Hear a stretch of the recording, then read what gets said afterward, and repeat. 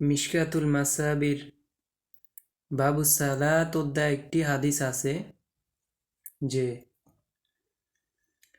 বাইনাল আবদি ওয়া বাইনাল কুফরি তারকুস সালাত, একজন আবেদ বা একজন মুমিন বান্দার মধ্যে এবং একজন কাফেরের মধ্যে পার্থক্য হচ্ছে শুধু নামাজ। অর্থাৎ এই নামাজের মাধ্যমেই একজন মুমিনকে চেনা যায় আর একজন কাফেরকে চেনা যায়।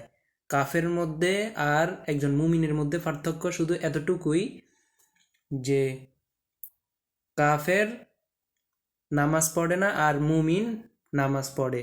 তাদেরকে দেখলে বোঝা যায় যে এটাই হচ্ছে মুমিন, নামাজ পড়ে এই কারণে, কিন্তু এটাই হচ্ছে কাফের, নামাজ পড়ে না এই কারণে।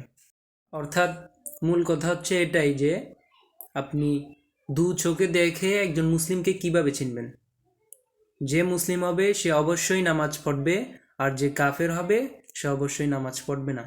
হাদিসের ভাষ্য অনুযায়ী যে দেখার ক্ষেত্রে আপনি পার্থক্য করবেন কাফের ও মুসলিমের মধ্যে এভাবে যে এ নামাজ পড়ে এই কারণে সে হচ্ছে কি মুসলিম, আর যে নামাজ পড়ে না সে হচ্ছে কাফের।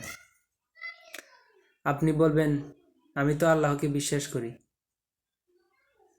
কিন্তু আল্লাহকে বিশ্বাস করার মানে কি?